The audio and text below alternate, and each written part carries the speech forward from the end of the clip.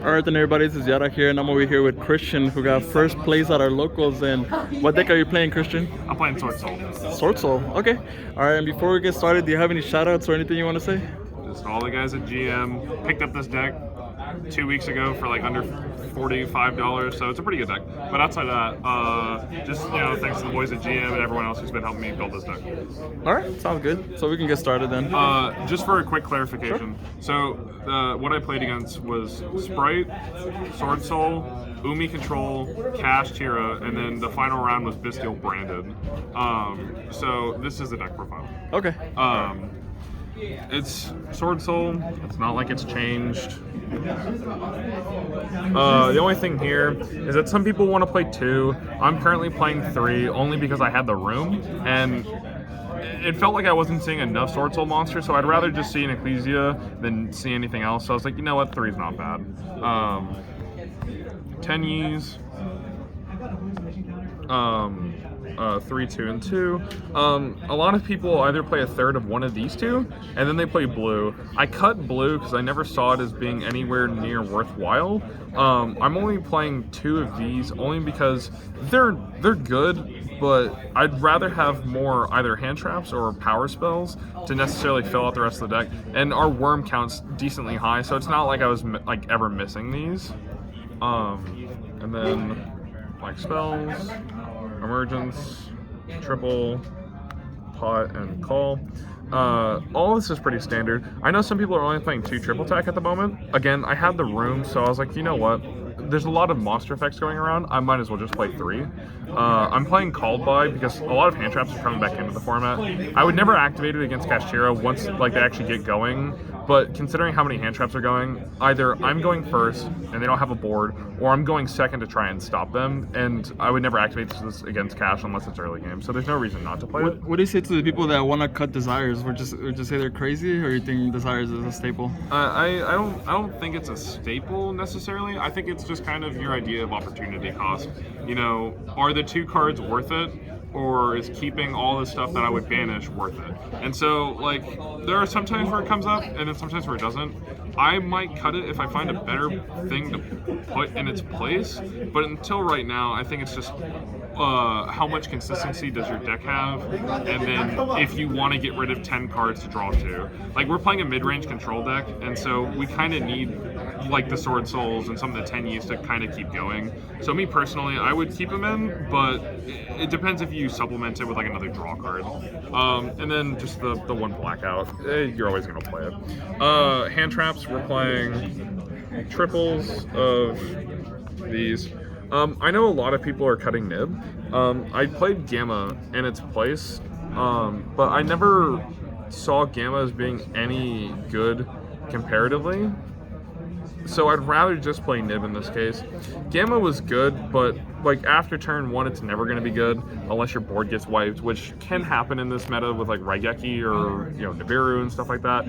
I'd rather just play to the main deck, especially for Cash, Bestial Branded, and then maybe the SwordSoul matchup. It never hurts to have it, and if it is, it's just a dead card that I'm okay getting rid of. Extra deck. So the extra deck's a little interesting. I did not have a full extra deck.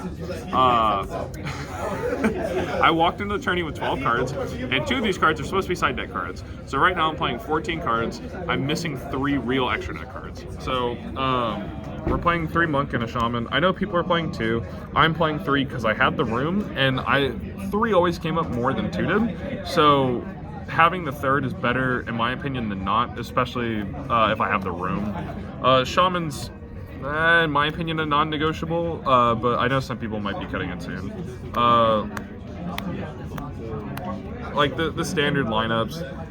There's no reason to ever change it. I know some people are playing a second Baron because of Diablosis. I would if I had another one, so you might want to play 2 if you can. If you have the money, get the second one. It's going to be used or it's going to get Diablosis, so you might as well.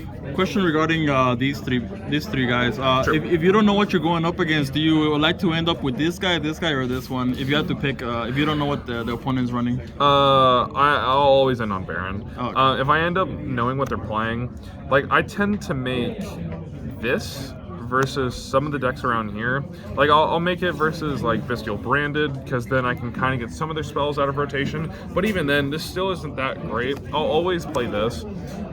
It's just game one. You're always going to make Baron, comparatively speaking. So the rest of it, just the Yang Zings. This is very standard. It's not really going to change. So a lot of people have been teching this card. It's not a surprise anymore, but this is the out to cash. All your stuff won't get banished anymore. It's a 10, it's very big, and then if it's in the graveyard and a card of yours gets banished, it summons itself again. There's no reason not to play it, so it's just a good card to have, and it's really, really big. The other two cards, Lingrevo. This is 13 and 14, and the only reason why I'm playing this is because I knew Ibli would be running around. This would be in the side deck if I had a full extra deck, but considering I'm getting a Diablosis at some point in cash and they might summon an Ibli, I'd rather play two. So if one of them gets Diablosis, I still have a way to out the Ibli, because this deck does not have a way to out an Ibli. It just doesn't. And so playing two is better than just playing one. The side deck.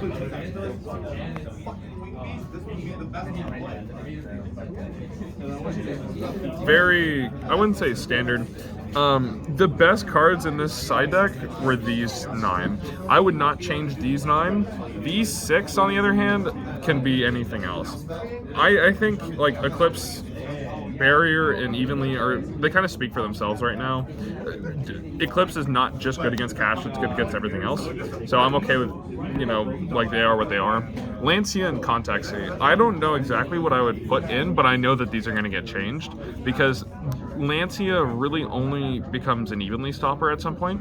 Like, Cash can still set up a board halfway under Lancia, and I don't really think it's good to play a Lance if your only good stopper is Evenly.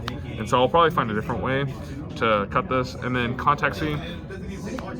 The idea is for this to be played against cash, so you just summon it, and then, oh no, I can't make anything. But they just make an Asa, and then they summon something else. And so there's not really a great way for this to really do its job, because if you're going to play it in Sprite, they just summon it too, and they make Sprite. You play it against cash, they make Asa, they summon it back, and then they use it to summon something else. There's not really a great way for this to do anything. And if you summon it on SwordSoul, cool. They just use this in the token and they make something else. Really, the only thing that this could be good for is Bestial Branded, but they still have a way to get rid of it. So it's not really like you're doing a lot with it. And this was just a last-minute tech that I put in. So overall, I think the deck is set up to do well only because of the stuff that helps it, like the hand traps, the going second cards like Eclipse, Barrier, stuff like that. I think the deck is set up to do really well because of it, but I don't know if it's going to go as far as we need it to.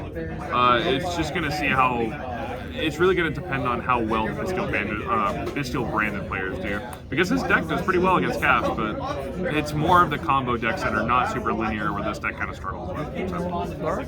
Appreciate it, Christian. Thank you so much. Yeah, of course.